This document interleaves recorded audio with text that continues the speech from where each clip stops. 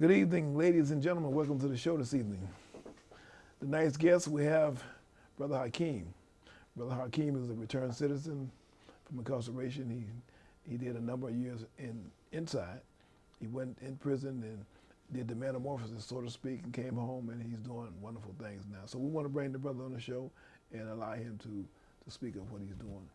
Assalamu alaikum, brother. How you doing? Walaikum assalam, Welcome brother. to the show. Welcome to the show. Thank you for having me. Thank you. Hello to your studio audience. Yes, yes, yes. so Now, I'm ready. I'm gonna ask you a series of questions. Okay. And the series of questions ain't nothing to put you on the spot. No. We just want to let people know, once we were a certain type of people, we went into the belly and we got washed around a little bit. We woke up, we come out, and we doing things now that people won't even imagine. Okay. So, you went to prison from what county?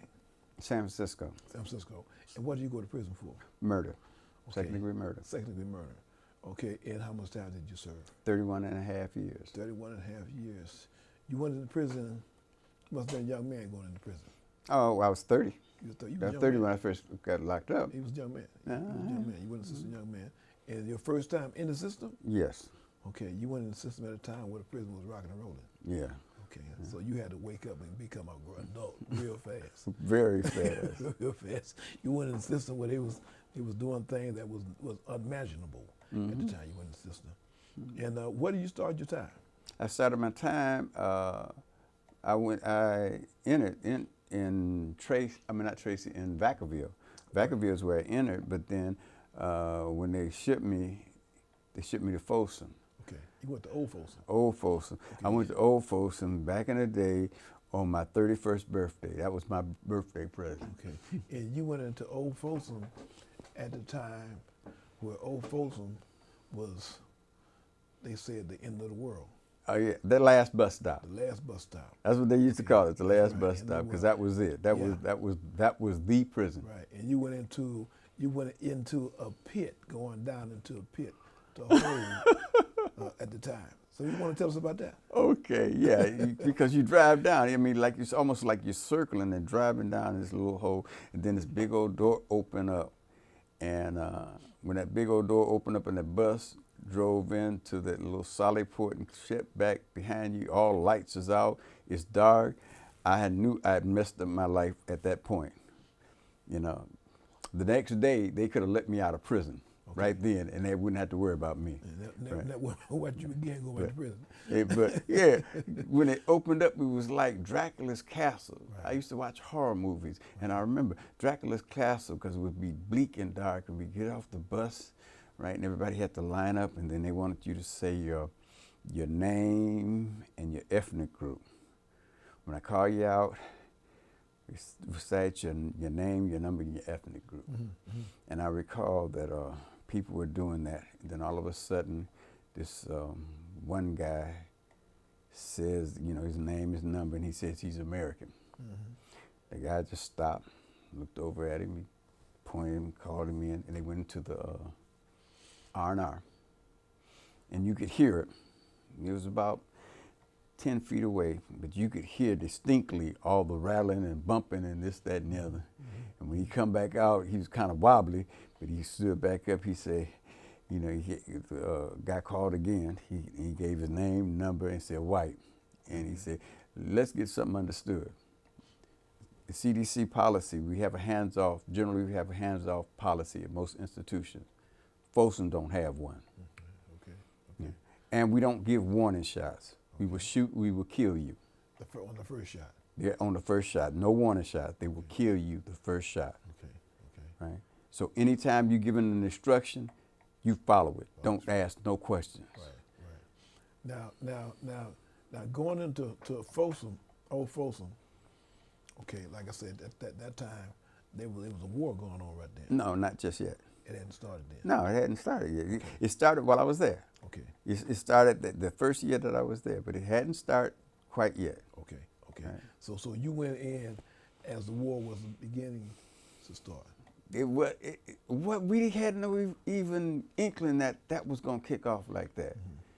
When I was given my indoctrination by the brothers, I was told clearly just to stick with the brothers. Don't go over the white neighborhood. don't go over in the Hispanic neighborhood. You'll be all right. Right. Because at that time, a group called the BGF, basically for brothers, held things in place, right?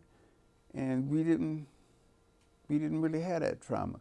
In fact, the only thing that I remember cleaning, spring cleaning. I was there for spring cleaning.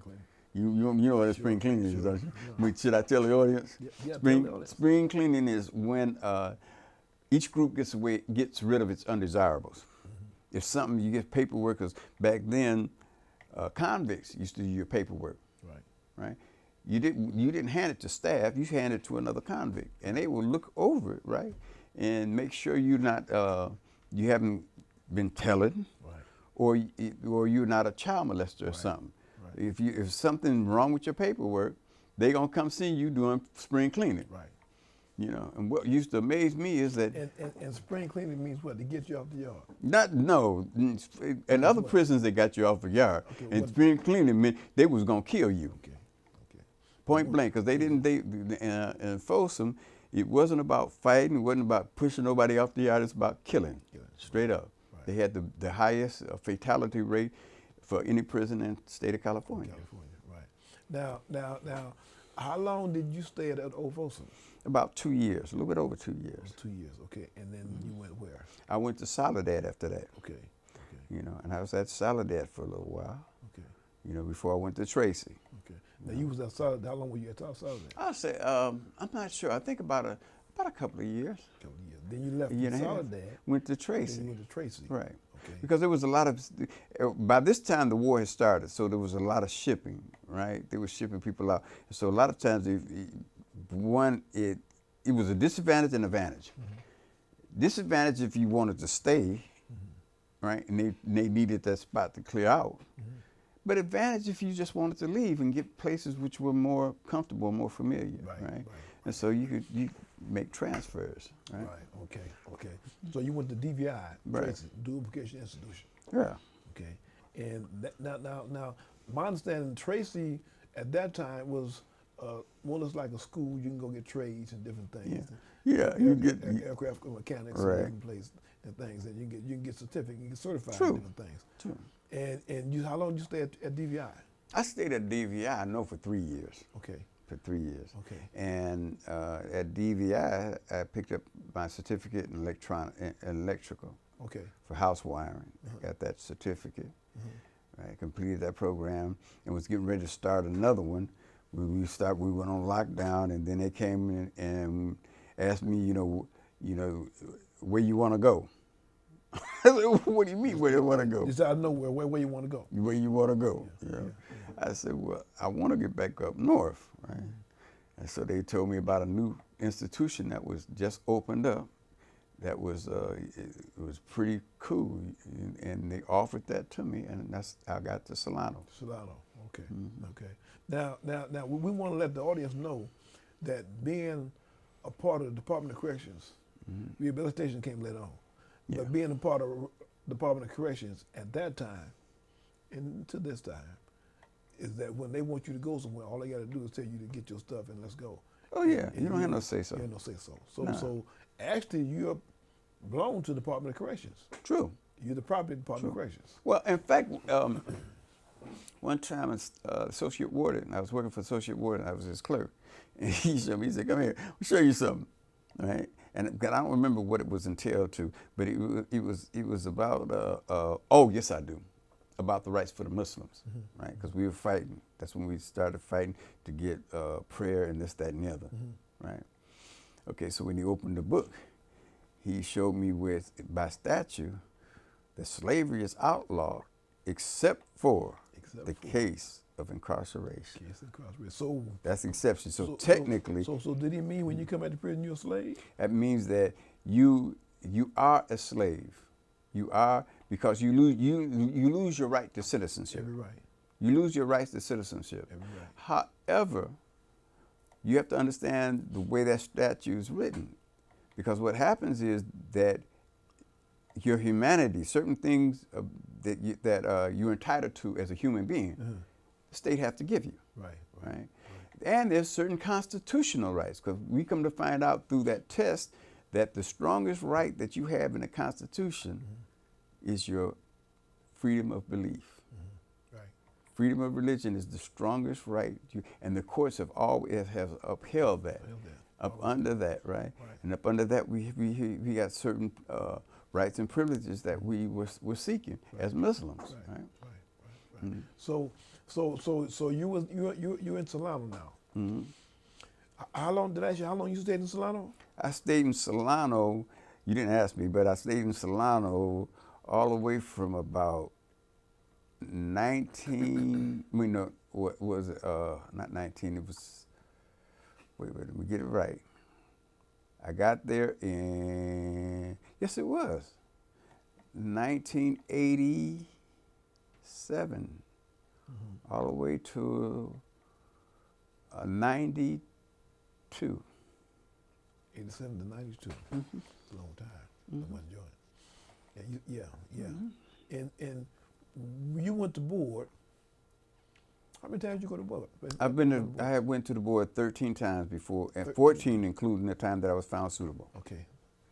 So you was going to board at the time where Pete Wilson and Greg Davis was in office. Yes. You was going to board at the time where they said the only way that the lifer is going home is in a pine box. But basically. Made that law. Almost made the law to Well, where, no, nobody was going home. Well, actuality, he actually helped us out, Pete Wilson, inadvertently, because under him at first when he came in, right, they were actually they were denying everybody. I didn't know of anybody, hadn't heard of nobody that did receive a date.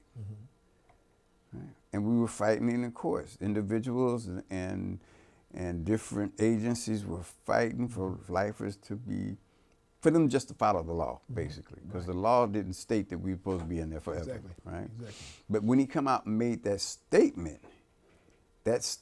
had behind it the actions of the board for the previous years, right? And so a guy, his father was a lawyer. His name was Rosencrantz.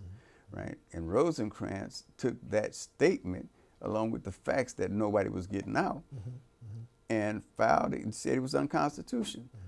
And the state Supreme Court upheld it and said, no, you can't do that. Right? So that gave the crack and it started opening the door. Rosencrantz eventually got out, right? And that just opened the door, but people were just trickling out. At first, people just trickled out. Right, but we kept fighting, and the more we fought, because it was very ambiguous. It was very ambiguous what constituted you as suitable and not, because they could use anything, right, at that time. And so as more and more cases came down, people started getting out, because once you start letting people out, the law states that you have to treat people equally. Right. So now, if you let him out, and his case is similar to mine, right? And he only did that much time, you got to treat me equally. Right. And basically under that premise, right? Because then the state had to find a reason. Well, okay, we say that your case is different from his, right? And that reason has to be substantiated, right? Where it's solid. But if the court can't see it, the court say, no, we don't see it. Let him out. And so people started getting out like that. Now, during your incarceration, you attended some classes, some groups. Okay. And what exactly did you get out of that? What did I get out of that? You went to school? I went to school. I did quite a few things, right? Because this process is slow. The process is very slow. I can say of many epiphanies that happened and points while I was incarcerated. First point was just getting the folks in prison. It was made up in my mind that if I ever found a way to get out, because somebody had told me, he said, you know why you're here? You know the purpose of being in prison? I said, to pay for your debt. Nah, he told me, nah. to be locked up, punishment. Nah. Yeah. I look, well, what is it? The reason for you, the purpose for you being here, your purpose is getting out. Whatever you have to do to get out. That's your whole objective. Everything else is minor. Yeah. Don't matter what brought you here. Don't matter what you did while you was here. Your whole objective is to get out. Because until you get out, you can't be alive. Right. You're a dead man. Right? See, so now, under that philosophy, right, understand that I had to take a really good look at myself. And when looking at myself really good, I didn't like what I see. I didn't like what I saw. What was there wasn't me. Right? And so this was part of that process. The first school, the first thing was I was introduced to Islam. Right? I was introduced to Orthodox in Islam. Now let me ask you a question about that. You said you were introduced to Islam. When were you introduced to Islam? What year? As soon as I got to Folsom. Okay. I was at Folsom. It was in months. So when you left Vacaville and made it to Folsom, that's when you got introduced to Islam. Okay. Okay. And it sparked my curiosity. Because the brother who talked to me about it, he was so adamant about his conviction, right? He told me, he said, look, I tell you what, because I told him that I knew there was something, but I didn't know, but I don't believe what it's written. Because there's too many contradictions, too many lies. Anything in time man touched something. If man touched it, it's messed up, right? Yeah. And he said, well, okay, I tell you what, you read the Quran. You read the Quran. If you find something in the Quran that contradicts something that's right, that's proven to be a lie, bring it to me. I'll stop being Muslim. I said, what? And that was all. He said, you just read the Quran. And I said, okay. So I started going to the services, listening to the Quran, and it made sense. It was, bottom line, it just made sense. Even what we were getting at that time, because what we were getting was a very watered down version, right? But it was better than nothing. Right. Now, in doing this, at that time you went to prison. That's what started your transformation. When you got to Old Folsom from Vacaville, that's what started your transformation. You started studying Islam, okay? And you hadn't took your shahada then. You just started studying Islam to see what. I didn't take my shahada for about 4 years, 4 years. Okay. Because you had to find out what is this? Right. What's so good about this? That's how I got my name. Right. Okay. The imam, the prison imam, because there used to be imams used to be in prison. Where he was a convict just like me and you, right? He wore blue, but he was the head of the Islamic community, right? And I would always ask why. I want to know. What questions? Right. And he said, boy, you just so logical. And so then he said, one day I come in, he said, your name's Hakeem. Right. It means akal, thinking. Because you always thinking. I said, yeah, that's how I survive. Hey, well, I ain't going to come in here and just quit thinking. Right. So, like I said, your transformation started then, and you started going to different programs throughout the institution and learning different things, because eventually, you know yourself, eventually you're going to get out of prison. You don't win, but eventually you're going to get out of prison. You thought, you didn't think that? No. Okay. At this point in time, I don't know of anybody, I never heard of anybody that got out. Right? So it wasn't, and it was like trying to find a reason to hold on, basically. Right? And so I just became curious about just different things. And within that curiosity, now there was certain things like NAAA and different groups that their board wanted you to go to. I attended those things.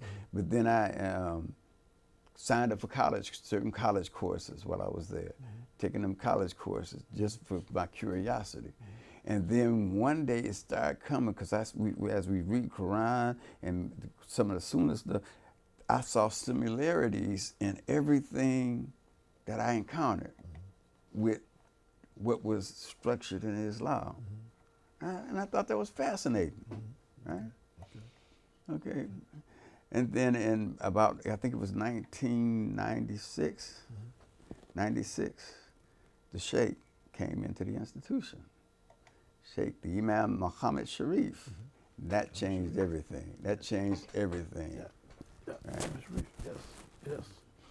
Now, okay, now we want to kind of move up a little bit because we want you to come back. Okay. Okay, we want you to come back. We don't have enough time for this segment to get everything that we need because we want. You got a story that we telling. Okay. Because we want people in the community and society to understand that we going into the system one way and we coming out another way. Yes. And we carry it on. Right. Definitely another way. Exactly. Right. So we want to make it understand that people change. Yeah. And Well, everybody, I think, is salvageable. I used to say there was three people. I equate my life as three people. Now you had Benjamin, right? Now Benjamin was a nice guy, really nice guy, right? And whenever I say, sometimes he's called Ben, General Ben. He's gentle, he's nice, right? Then you have Hakeem, the awakening, because I believe I'm more conscious, socially, politically, spiritually conscious, where the things I won't even think about those things that I did before. But then between Ben and Hakeem, there came Benny. Okay. You did not want to see or know Benny. Okay. He was not a nice guy. Right. Right?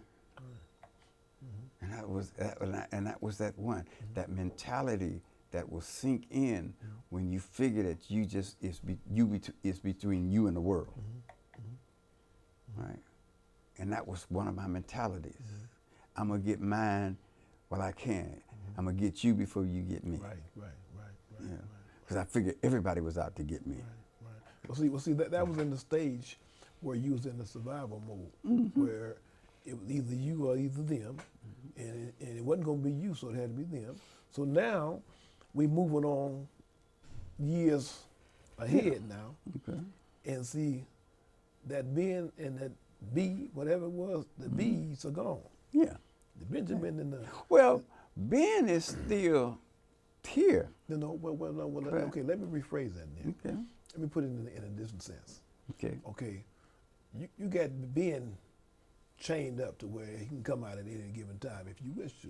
Well, Ben, no, and I understand there's three guys. Okay, three guys. It's Okay. Benny. Okay, Benny. Benny's the one. Okay, you got right. him, you got him chained to where. Well, he's a non-factor. Okay. He's a non-factor. Okay. However, one of the things the Sheikh taught was the fact that even though we did something to get there, right? We had skills. Sure. Right? Sure. In other words, don't throw the skill away Right. just because you used it wrong. Learn how to use that skill right. Exactly. Right? Exactly. You see how I'm talking to you right now. Exactly. One of the things that was definitely one of my tools was my gift of gab. Right. Right? You know, I had a gift of gab, and I used that. Right?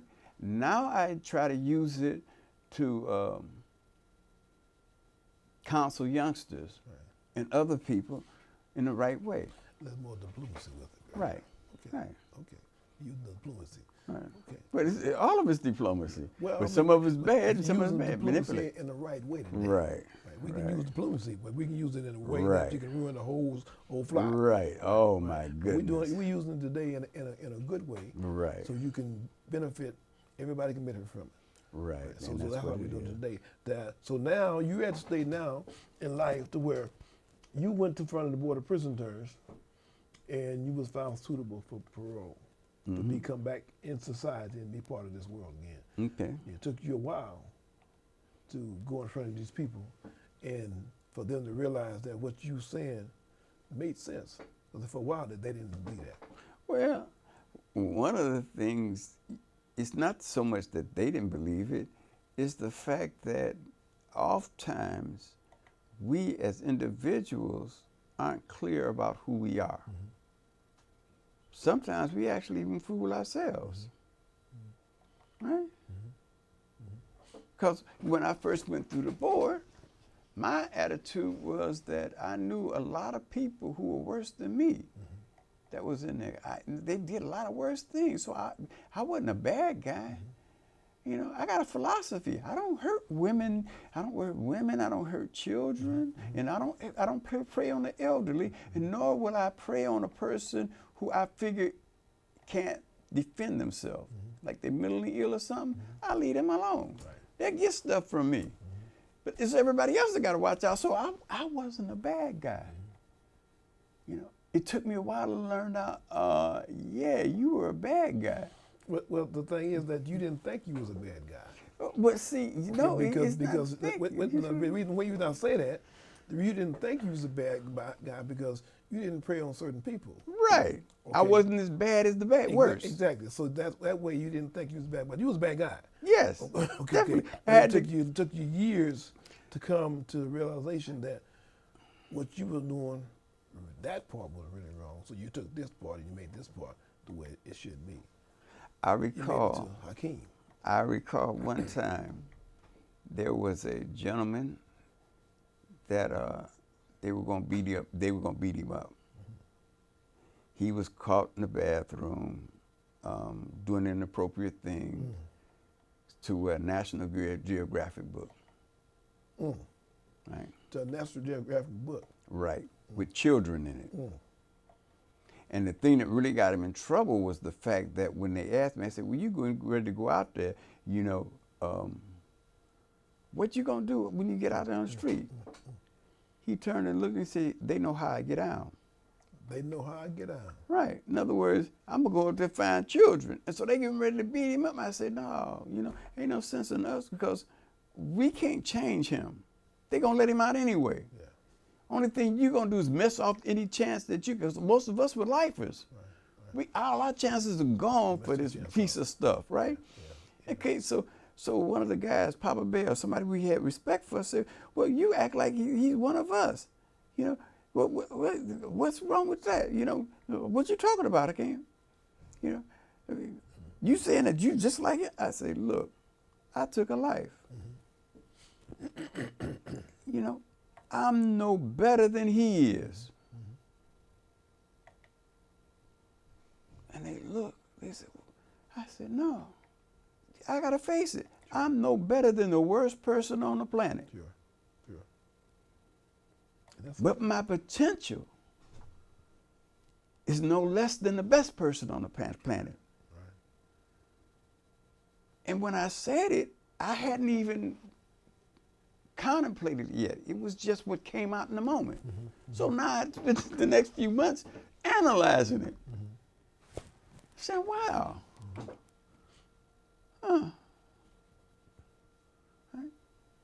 Because only when you're down in the bottom, the lowest of the low, can you even rise up. Sure. Now what we have to do today, my brother, is that we gotta shift.